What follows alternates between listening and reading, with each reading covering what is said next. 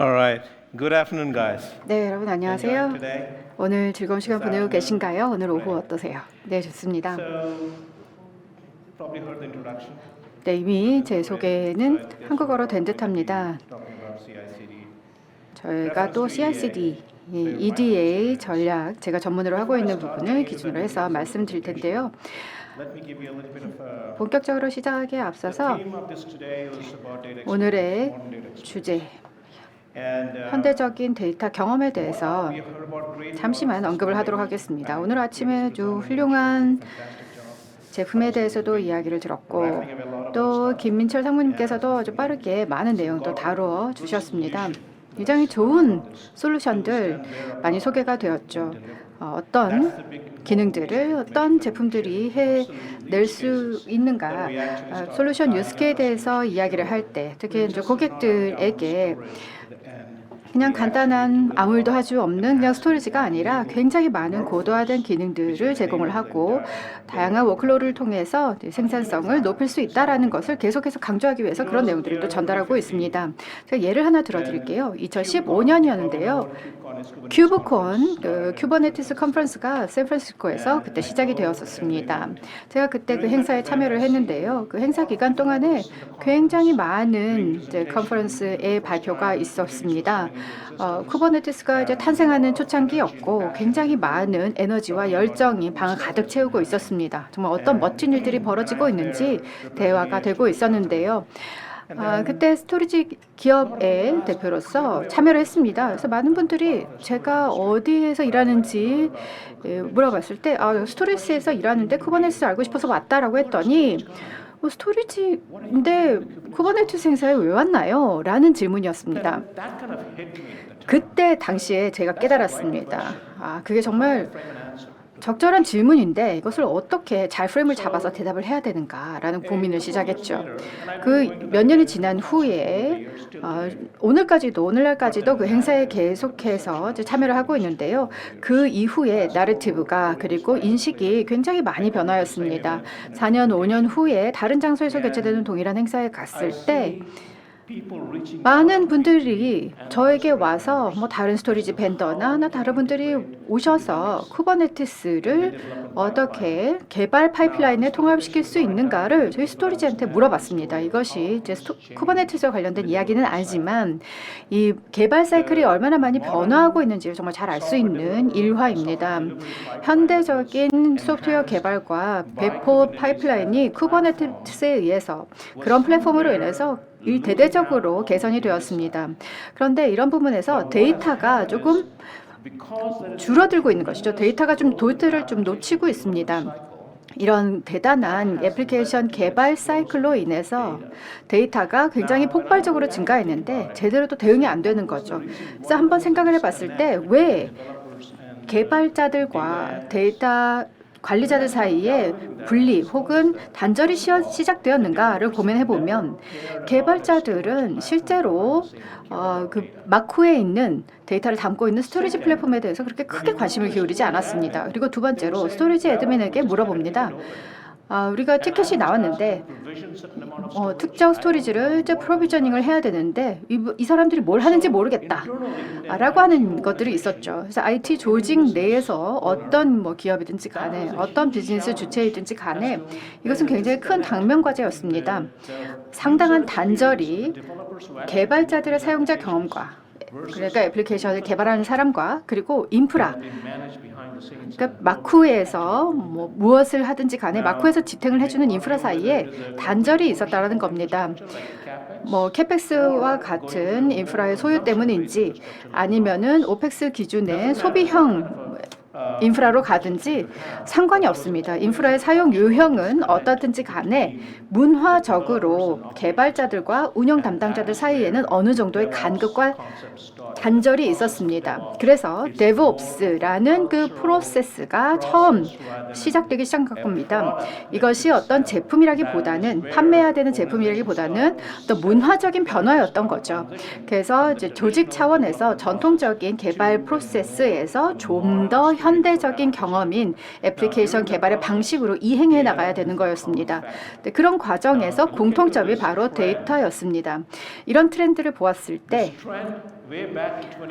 2020년 보게 되면은 아직도 뭐 전통적인 소프트웨어 개발 있긴 합니다. 하지만 전체적으로 봤을 때 인프라가 거대한 어드민이 관리를 하고 있었던 그런 인프라였죠. 하지만 그 이후에 2000년대 이후에 AWS나 클라우드 애플리케이션이 크게 성장을 하면서 계속해서 클라우드를 향한 모멘텀이 발생을 하였습니다. 그러면서 굉장히 많은 인프라가 온프레미스는 줄어들게 되었고 애플리케이션의 숫자는 늘어났습니다. 그런데 오늘날을 보면은 애플리케이션도 상당히 커졌습니다. 그리고 데이터는 더더욱 커졌죠. 그렇기 때문에 데이터가 저장되고 관리되고 보호되는 것이 더욱더 중요한 문제가 되었던 겁니다. 이것이 저희가 개발하고 또 공급하고 있는 훌륭한 제품이 하는 일이고요. 여러분들의 다른 인프라와 연결되어서 통합적으로 함께 움직여야만 하는 이유입니다. 거기에서 그 접착제의 역할이 하는 것이 바로 API입니다. 저희는 아주 놀라운 API 기반을 가지고 있습니다. 퓨전 들어보셨는데요. 이 프레임워크 자체는 최종 사용자 경험을 더더욱 고도화시킵니다. 뭐 스토리지가 무엇인지, 퓨어 스토리지가 무엇인지도 알 필요 없이 작동 원리를 알 필요 없이 그냥 데이터의 장소, 데이터의 생명을 더 빠르게 가지고 오고 그리고 디제스트가 있는 경우에 더욱더 빠르게 복구를 하고 그리고 원하는 SLA까지의 성능을 얻으면서 데이터베이스든 아니면 비정형 데이터이건 거기서부터 얻도록 하는 것입니다. 특정 수준에 접근하는 데이터에 대한 성능 기대가 있을 때 이것이 충족되는 것이 결국은 중요한 것이니까요. 그래서 보셨던 이 동그라미들이 하나로 묶어지는 겁니다. 데브옵스의 CI/CD가 있고요. 이것이 뭐 지속 통합, 지속 배포 이미 뭐 어느 정도 화두가 된 지가 꽤 되었으니까요. 아실 것 같습니다. 그 이후에도 계속해서 많은 시간이 거치면서 또 발전이 있었습니다. 그리고 당연히 아래쪽에 있는 퍼블릭 클라우드 아시죠? 많은 뭐 개발자들이나 이제 기업들이나 조직들이 계속해서 클라우드로 옮겨가고 있는 전환이 계속되고 있습니다. 그리고 코드로서의 인프라스트럭처 as 코드가 있습니다. 인프라를 정말 자동을 해서 바로바로 사용될 수 있도록 하고 그리고 많은 수작업이 수반되지 않도록 또 많은 이제 공수가 들어가지 않고 또 많이 새로이 학습할 필요 없이 바로바로 쓸 수 있는 인프라의 형태 모든 것들이 자동화된 방식으로 소비가 되는 문화가 만들어졌습니다. 이렇게 세 가지가 교집합으로 만나는 곳이 바로 데이터 서비스입니다. 이것이 저희 퓨어 스토리지의 무대이지요. 단순한 스토리지 디바이스가 아니라 모든 데이터 관리와 관련된 역량들을 관리를 해드릴 수 있는 역량으로 퓨어가 자리하고 있는 곳입니다. 앞서 말씀드렸던 내용이 다양한 뭐 청중들로부터 들었던 내용이 결국은 문화다라는 것이었습니다. 그 개발과 운영 사이에 단절이 있었기 때문에 데브옵스를 좀 더 문화적으로 더 개선을 해서 운영팀과 개발팀이 함께 협업하고 이야기를 하면서 최종 사용자들에게 더 좋은 것을 주도록 하는 것이 핵심이었습니다. 이 모든 부분들은 서로 공통적으로 토의가 되고 또 동의가 되어서 비즈니스가 잘 운영될 수 있도록 해야만 했습니다. 그리고 두 번째로는 이 CI/CD가 움직이는 그 툴입니다. 그래서 위쪽이 문화였다면 두 번째가 툴인데요. 다양한 워크플로우들이 현대적인 애플리케이션 개발의 일환으로 계속해서 돌아갑니다. 뭐 데이터베이스나 아니면은 뭐 가상화나 애플리케이션의 모든 것들이 이제는 비정형 데이터가 더 크게 대두가 되면서 비정형 데이터를 사용하는 애플리케이션의 중요성이 또 커졌고 그에 대응하는 툴의 중요성도 커졌습니다. 그리고 인프라를 어떻게 운영하고 소비를 할 것인가 컨테이너인지 클라우드인지 아니면은 뭐 다양한 플랫폼에서 어떤 플랫폼을 기본으로 하고 있는지 그리고 이 데이터가 어디 클라우드에 어디로 들어가게 될지 모르는 이런 다양한 부분에서 실제로 특정한 하드웨어를 주문해서 기다릴 필요 없이 뭐 데이터 센터에 연결해서 몇 주, 몇 달 기다려서 연결하고 이제 프로덕션으로 넘길 필요 없이 그냥 바로 클라우드 프로바이더가 제공을 하는 클라우드 스토리지를 사용해서 바로바로 활용할 수 있도록 하는 상태까지도 발전을 하였습니다. 그래서 훨씬 더 빠르게 퍼블릭 클라우드를 사용해서 이제 비즈니스를 시작할 수 있고 그리고 또 워크로드를 빠르게 성장시키고 확장시킬 수 있게 되었습니다. 클라우드에서 데이터가 커지면서 물론 비용이 커지기도 하지만 탄력적이라는 사용, 탄력성이라는 장점은 여전히 누립니다. 만약에 용량이 필요하게 되면은 키웠다가 필요 없어지면은 다시 없애버리는 것 아직도 계속 많은 이점을 발휘하고 있죠. 하지만 계속해서 반복되는 것은 내가 너무나 데이터가 많은데 어떻게 데이터를 옮길까라는 겁니다. 데이터는 중력을 가지고 있기 때문에 무겁습니다. 이것을 어떻게 옮길 것인가 계속 고민을 하게 되죠. 근데 현재 이제 상용 애플리케이션과 엔터프라이즈 애플리케이션을 한번 보겠습니다. 엔터프라이즈 애플리케이션은 뭐 계속 사용하고 계시는 데이터베이스이고 오늘날도 계속 활용이 되고 있죠. 그런데 왼쪽을 보시게 되면 굉장히 거대한 변화가 있습니다. 그래서 다양한 내부의 상용 애플리케이션이 대두가 되었습니다. 특히 이제 비즈니스와 관련된 커스텀 애플리케이션이 많죠. 그냥 어디 가가지고 다운로드 받거나 이제 이미 개발된 걸 가져다가 쓰시는 것이 아닙니다. 중간에 보면은 오픈 소스 커뮤니티 생태계가 있습니다. 서서히 이제 시작이 되었고 이제는 굉장히 빠른 속도로 그 존재감을 키워내고 있는데요. 많은 오픈 소스 커뮤니티의 컨트리뷰터들이 나오고 있고 그래서 여기에서 어떤 것들이 좀 유용하게 활용할 만한 것인가 오픈 소스 코드 중 가운데 가져다가 비즈니스에 유용하게 사용할 수 있는 것을 또 식별을 해내십니다. 그리고 워크플로우들을 보게 되면요, CI/CD, 배치, 스트리밍 각기 다른 워크플로우들이 있습니다. 이것이 각기 다른 또 플랫폼 위에 있죠. ADA나 HPC, 스케줄러 있을 수도 있고, 작업 스케줄링 하거나, 배치 모드로 하거나, 아니면 컨테이너에서 또 돌아갈 수도 있습니다. 아니면은 오케스트레이터를 쿠버네티스로 또 활용할 수도 있죠. 다양한 포트웍스와 같은 저희의 포트폴리오 제품을 사용하여서 쿠버네티스 플랫폼에서 데이터 관리를 하실 수도 있겠습니다. 그리고 물리적인 플래시 어레이든 아니면 새로이 론치를 한 다양한 제품들 활용하시고 계시고 또 CBS는 애저에서 그리고 또 AWS에서 클라우드 오퍼링으로 제공하는 것도 활용하고 계실 수 있습니다. 이 전체 포트폴리오가 각기 다른 솔루션과 유스 케이스를 각기 다른 플로우와 워크로드와 연결을 해서 이렇게 조합을 해서 사용을 하시는 거죠. 제가 가지고 있는 그런 제품들이 10분 능력을 발휘하게 만드는 것뿐만이 아니라 각기 다른 유스 케이스와 솔루션에서도 다 힘을 발휘하도록 만들어져 있습니다. 이제 클라우드 네이티브 환경을 한번 보도록 하겠습니다. 오늘날 애플리케이션 개발 환경과 거의 일맥상통하게 동의어로 사용되고 있는데요. 전통적인 베어 메탈 머신도 있고 그리고 수십만의 컴퓨터 노드를 빌팜을 위해서 사용을 하고 있기도 합니다. 그런 경우 다 좋습니다. 그런데 그 아래의 원칙 그리고 규칙은 많은 것들을 자동화합니다. 유저가 로그인을 해서 들어와서 코드를 가져다가 바로 프로비저닝을 요구를 해서 코드를 바르고 가져와서 개발을 하고 빌드를 하고 또 패럴렐로 병렬적으로 빌드를 막 하는 것을 생각해 봤을 때 반드시 자동화가 필요하죠.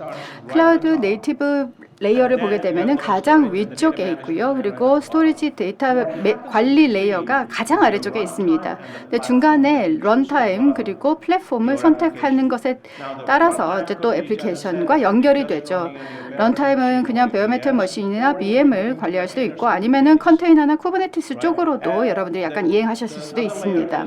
또 다른 레이어는 특히 굉장히 유연한 인프라로 프로비저닝과 관리, 기록, 모니터링에 소요되는 레이어입니다. 어떤 부분을 사용하고 있는지 당연히 파악을 해야 되니까요. 클라우드를 사용을 하면 당연히 월말에 계산서가 날아오겠지만 이거와 관련해서 내가 어느 정도를 무엇을 얼마나 쓰고 있는지도 어느 정도의 가시성을 확보하고 내가 월말에 이 정도 돈을 내야 되겠구나라는 것도 파악을 하고 있어야만 합니다.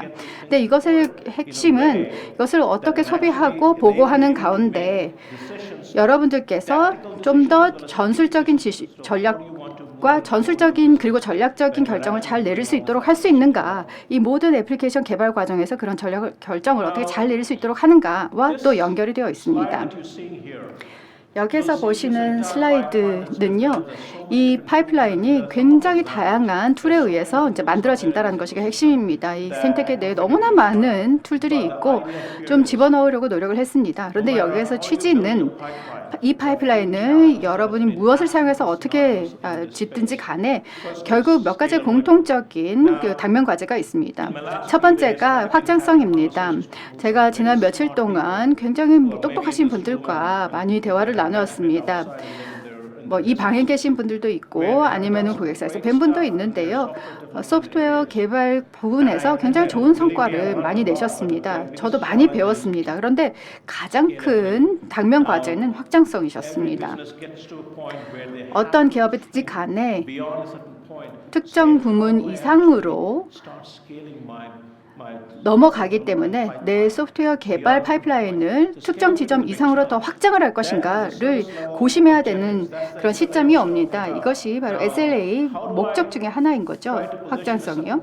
근데 특정 워크로드, 데이터베이스나 아니면 애플리케이션 인데 이제 데이터베이스를 사용을 하지만서 또 새로운 데이터셋을 만들어내는 IOPS나 트루풋이나 아니면은 레이턴시 요건은 어떻게 또 결정을 해서 이것을 어떻게 또 관리를 하고 너무나 많은 요소들이 있습니다. 또 대화에서 서버가 너무 많은데 배치도 하고 우지보시도 하고 정말 너무나 골치가 아프다. 그래서 이 서버들을 어떻게 좀 축소를 시켜서 조금 더 관리가 용이하게 만들 것인가, 워크로드 확장을 하면서도 서버에 대한 어떤 운영 혹은 그 어드민과 관련된 업무는 좀 줄일 것인가, 또 인프라가 그 스스로를 알아서 자동화해서 자율적으로 해결이 될 수 있도록 온디맨드로 소비될 수 있도록 하면 그런 부분들이 좀 더 해결이 되니까요. 이제 그런 것과 관련된 서버 스프롤에 관련된 관리 용이성의 내용이 있었고요. 그리고 데이터 이동성도 있습니다. 앞서 말씀드렸듯이 데이터는 중력 가지고 있습니다. 이 데이터 옮기기가 쉽지 않죠. 한 티어에서 아니면 한 사일로에서 다른 사일로로 어떻게 옮겨가게 할 것인가. 로컬 서버단에서 사용될 수도 있고 아니면은 완전히 다른 워크플로우나 아니면 공유 스토리지에서 또 사용될 수도 있는데 이 각각의 이 사일로 각각의 부분에서 아주 매끄럽게 데이터가 이동할 수 있도록 할 것인가. 결국 사용자의 경험은 이 데이터 이동과 직결되어 있으니까요.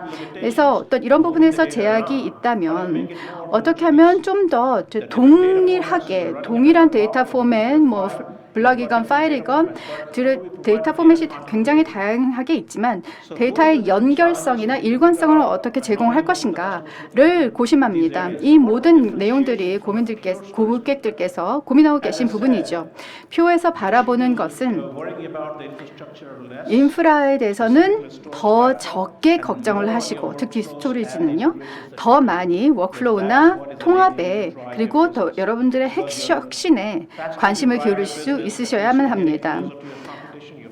더 빠르게 혁신할수록 여러분들의 경쟁사에 대비해서 더 앞서 나갈 수가 있고 또 시장에서 선점을 하실 수가 있죠. 그것이 최종 목적이니까요. 그렇다면 인프라에 바로 바라는 것이 무엇인가? 자동으로 힐링, 오토 힐링이 될 수 있어야만 합니다. 그리고 최적의 가용성을 가지고 있어야 하고요. 그리고 적응형의 SLO를 가지고 있어야만 합니다. 나의 애플리케이션이나 그 정형 데이터를 사용하는 애플리케이션은 어떻게 SLS 적용을 하고 각기 다른 워크로드에 대해서 대응을 할 것인가. 이것은 퓨어 퓨전이 책임져 드릴 수 있는 부분이고요. 그 다음에는 데이터의 감축 문제가 있습니다. 이것은 비용과 직결이 되어 있죠. 고객과 이야기를 하면 기가당, 아이업당 혹은 용량당 비용이 얼마나 되느냐라고 물어보십니다. 이것으로 인해서 의사결정 여러분들께서 하시게 되죠. 가장 많은 이제 필요 조건 중에 하나이기도 합니다. 여러분들이 요구하시는 부분이 비용 가격 부분이죠. 그래서 데이터 리덕션을 통해서 확실하게 비용 절감하실 수가 있고요. 그리고 데이터 관리 용이성과 관련된 기능들도 많이 있습니다. 또 다른 조직에서도 벤더가 3곳이 있는데 각각에 대해서 모든 벤더의 그 관리 툴을 배우느라 시간을 낭비할 수가 없다. 근데 하나의 인터페이스를 좀 줘서 이런 많은 것들의 메인테넌스에 사용할 수 있도록 만들 수 없느냐라고 이야기를 하십니다.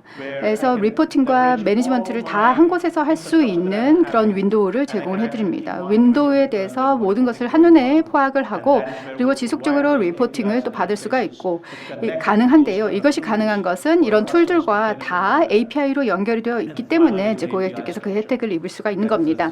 마지막이 또 API 구조인데요. 이것 덕분에 제로 스토리지 터치라는 저희의 목표가 달성 가능해지고 있는 것입니다. 저희가 새로운 기능들 그리고 또 많은 역량들을 또 소개를 하면서 이 제로 스토리지 터치의 미래는 점점 더 가까워지고 있습니다. 자, 그렇다면 지속이라는 것은 무엇일까요? 데브옵스 프로세스가 있고 데브옵스는 뭐 당연히 하루아침에 되는 일이 아니죠. 모든 기업들은 또 데브옵스를 그 각기 다른 방식으로 채택을 하고 있습니다. 어떤 뭐 표준이 딱 있어서 이 표준 프레임워크를 누구나 다 따라야 된다라는 것은 뭐 적용 가능하지 않습니다. 모든 기업들이 다 다르니까요. 뭐 대기업, 소기업 다 뭐 어떤 산업이냐에 따라서 또 다 다릅니다. 그렇다면은 어떻게 실제로 데브옵스 프로세스를 잘 따르고 있는가 정의를 할 수 있을까? 몇 가지의 하위 요소로 생각해 볼 수가 있겠습니다. 다 이제 지속이라는 말이 붙어 있는데요. 첫 번째가 CI, 지속 통합입니다. 코드에서의 버그를 아주 초반부터 파악, 식별을 해서 개발 초기부터 대응한다는 뜻입니다. 그러면 계속해서 테스트를 또 해야 되겠죠. 전체 변경이 있다면 이것이 실제로 이 변경을 모두 다 메인 코드 라인에다가 변경을 하기 전에 뚜렷하게 나올 수 있도록 그리고 또 싱글 소스 오브 트루스가 확보될 수 있도록 하는 것이 CI입니다. 펄포스나 깃이나 뭐 이런 것들도 사용하고 그리고 젠킨스 등을 사용을 해서 커뮤니케이션 하시는데요. 이것이 다 자동화가 되어 있고 CI 빌드나 풀 빌드나 코드 체인지가 이제 푸시가 되고 난 다음에 하는 모든 것들이 지속적으로 자동화된 방식으로 계속 돌아가야 된다는 겁니다. 그것이 바로 지속 통합입니다. 다음은 CD, 지속 배포와 관련된 부분인데요.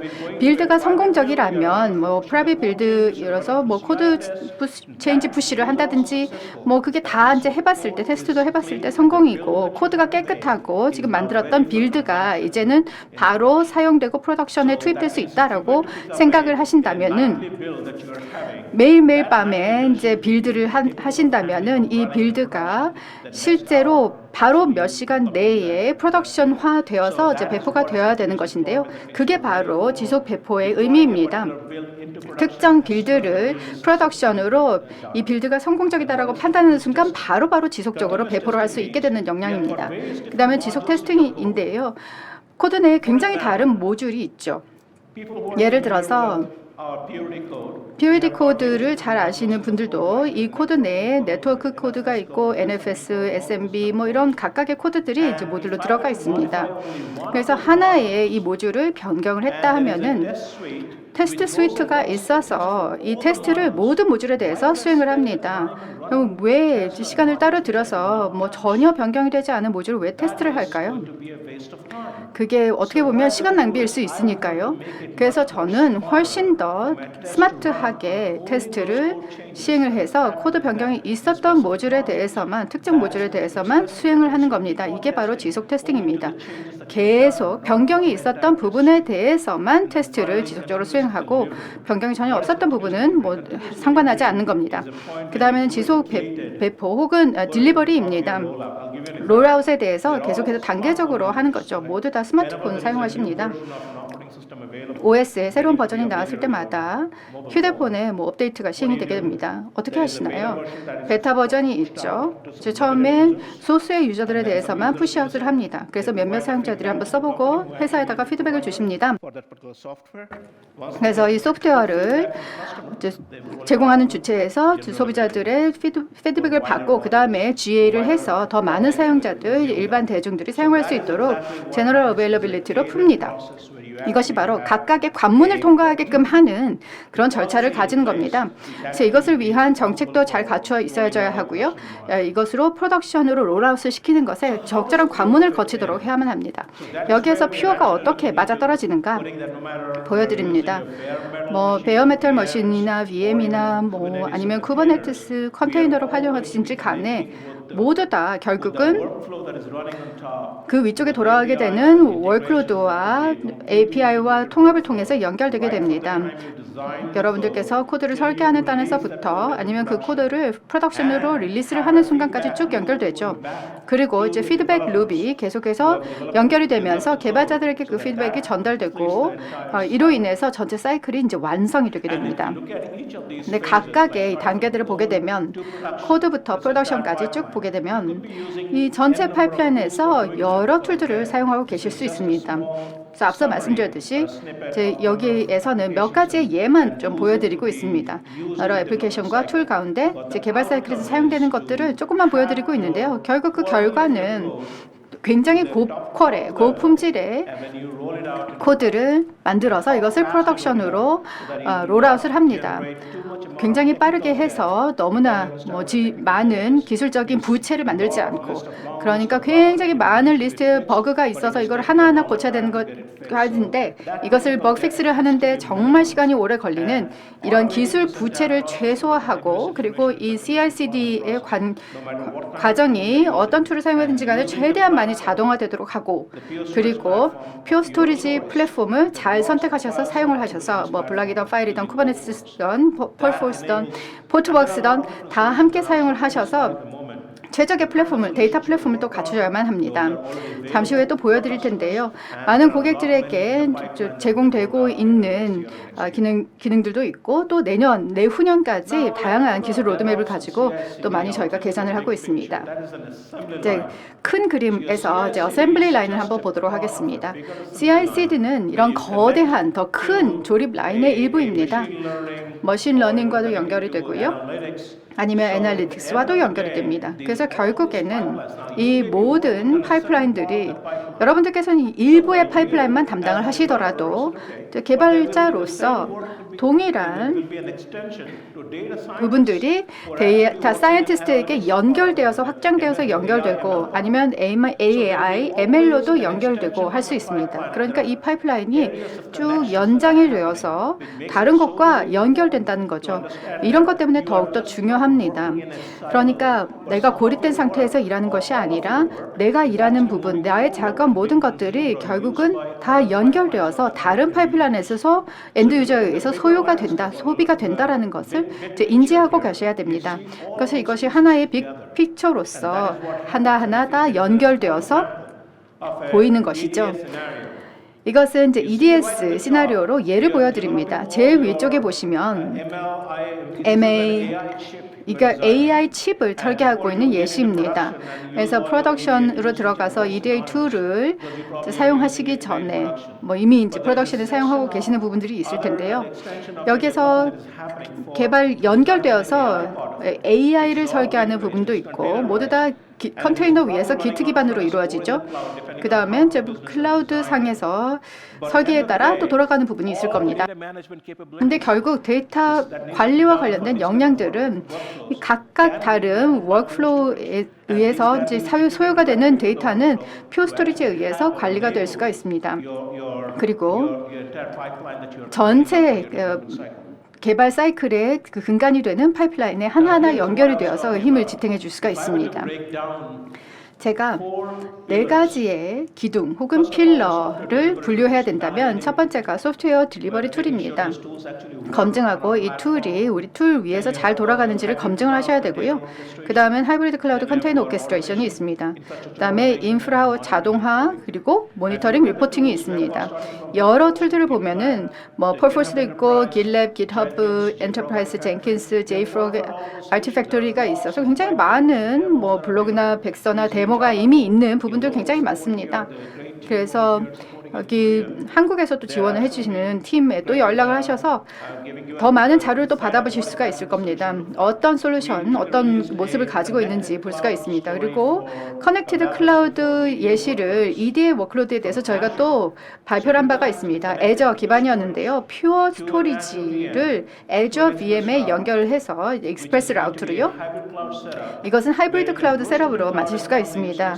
그래서 저희 컴퓨터에 돌아가면서 그 버스트가 있을 때는 클라우드로 버스팅을 하는 것이죠. 그러면서 이제 15배 정도 매년 아니면은 매년 15에서 20% 정도 확대를 하실 수가 있습니다. 그러면은 온디맨드로 컴퓨터를 이제 프로비전할 수 있도록 되는 것이죠. 클라우드로 옮겨가고 나면은 전체 데이터 뭐 어떻게 될까요? 다 이제 이동을 해야 될까요? 물론 할 수가 있겠지만 이제 기술적으로 그리고 상용적으로 굉장히 이제 검증이 된 파트너가 있어서 데이터를 이동하는 것도 도움을 줄 수가 있습니다. 데이터도 여러 이제 포맷으로 움직이게 되죠. 파일도 있고 오브젝트도 있고요. 그리고 일부가 플래시 어레이에 데이터가 있다고 한다면 블랙 디바이스이기 때문에 이것을 또 클라우드로 옮기는 것, 클라우드 프로바이더와 함께 또 진행하는 것도 가능합니다. Just to add to the value is what exactly the pure use cases look like. 네, 그렇다면 실제로 퓨어 스토리지의 유스 케이스가 어떤 것인가? 엔지니어의 생산성을 개선하고자 합니다. CI 프로세스를 가속화하는 것이고요. 그리고 코드로서의 인프라를 더욱더 강화하여서 앤서블이나 테라폼이나 이런 것들을 사용을 해서 전체를 자동화를 하고 그리고 또 젠킨스와도 연결할 수가 있겠습니다. 코드의 품질을 높이는 것도 중요하죠.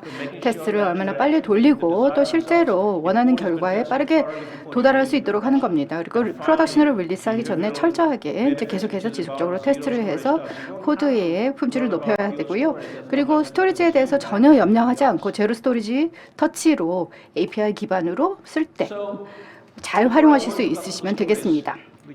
고객 사례로 넘어가기 전에 우선 이제 스토리지를 사용하고 계신 이제 프로덕션에서 돌리고 계신 이제 고객들 이야기를 드릴 텐데요. 몇 가지 이제 관련성 있는 내용을 좀 말씀드리겠습니다.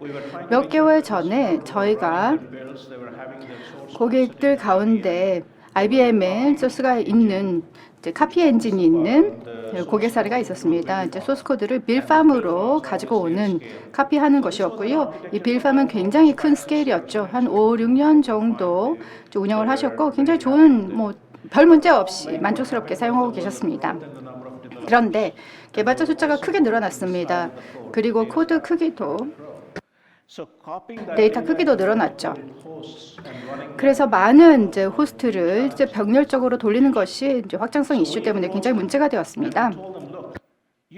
그래서 저희가 가서 데이터 센터에 플래시 블레이드가 있으니 이것을 그냥 이제 스토리지라고 생각하시겠지만 이것을 사용을 해서 여러분들의 전체 빌 프로세스를 최적화하고 그리고 이제 하고 계신 커피 부분을 제거를 하고 훨씬 더 효율화해서 훨씬 더 빠르게 관리 용이한 방식으로 딜리버리를 하시고 전체 빌드를 속도 개선을 해드릴 수가 있다라고 이야기를 드렸습니다. 진짜로 놀랍게도 제 POC를 한 달 정도 진행하고 난 다음에 어떻게 이 환경 내에서 기능하는지를 보여드렸는데요. 다 하고 난 다음에 너무 간단했기 때문에 고객들은 너무나 놀라셨습니다. 정말 쉽게 정말 빠르게 되는 것을 보시고 플래시 블레이드로 옮기셨습니다. 그래서 이제는 빌드가 완전히 공통의 플랫폼, 쉐어드 플랫폼에서 되게 되고요. 거대한 진전을 거두셨습니다. EDA 사용 사례인데요. 물리적인 설계라든지 뭐 그런 부분들, 많은 뭐 리그레션 빌드나 이런 부분들이 분을 가지고 있었고요. 2.5 정도의 데이터 리덕션을 거둘 수가 있었습니다. 모든 것들을 플래시 블레이드로 옮기시고 난 다음에 그 정도의 성과를 올리실 수가 있으셨습니다. 다른 쪽은 멘토 그래픽스인데요. 2,800 core, 한 2,800개 정도의 코어가 있었습니다. 뭐 이미 이제 그것을 넘어선 지 오래됐는데요. 계속해서 코어를 늘리시고 계십니다. 근데 그 당시에 이제 40% 이상의 런타임 개선이 있었습니다. 정말 엄청나죠. 실제로 이 작업이 빠르게 완료가 되었기 때문에 이 비즈니스에는 거대한 이네이블러가 되었습니다. and this was again another Linux. 네, 이것도 이제 리눅스 오픈 소스의 예시인데요. 굉장히 많은 워크로드 가운데 저희가 직접 대응할 수 없는 이제 독점 툴이거나 데이터셋인 경우가 있기 때문에 접근을 할 수가 없습니다. 하지만 이제 굉장히 뭐 메타데이터가 크고 파일이 굉장히 작게 수백만 개가 있는 그런 워크로드의 특성들은 잘 알고 있습니다. 그래서 리눅스 오픈 소스 커널을 가져다가 여기서 보시는 것처럼 여러 빌드들을 뭐 하나의 빌드에서 100개의 빌드까지 돌렸습니다. 그런데 시간을 보시면 굉장히 일관성이 있습니다. 빌드의 수를 늘릴수록 선형적으로 확장을 할 수 있는 것을 볼 수가 있습니다. 빌드를 굉장히 늘려도 시간은 거의 비슷하게 나오는 것이죠. 이제 이 고객은 In California, 캘리포니아 기반의 전자제품 제조사인데요. 아마 예상하실 수 있을 것 같습니다. 이 플래시 블레이드 빌드를 사용을 해서 칩 빌드를 만드시는데요. 여기 파란색이 원래의 그 벤더로 나왔던 결과이고요. 그리고 주황색이 저희입니다. 굉장히 선형적으로 그 가지고 있는 모든 아키텍처에 대해서 플래시 블레이드로 옮기시는 결정을 내리셨습니다. 그리고 구체적인 고객 시나리오들이 있습니다. 그래서 어떤 부분들이 특히 소프트웨어 개발 부분에서 CI/CD 부분에서 이제 퓨어 스토리지가 도움될 수가 있는지를 보여드릴 수가 있습니다. 버전 컨트롤 관리나 빌드나 패키지 관리나 CD 프로세싱으로 스테이징을 하던 아니면 애플리케이션을 프로덕션으로 롤아웃을 하든 온프레미스든 아니면 클라우드에서든 플래시 블레이드가 데이터 플랫폼이 될 수가 있습니다. 다양한 방식으로 온프레미스에서 또 클라우드로 데이터를 이식하는 것에도 굉장히 손쉽게 도와드릴 수 있기 때문에 좋은 대안이 됩니다. 네, 여기까지 발표 마치도록 하겠습니다. 감사합니다.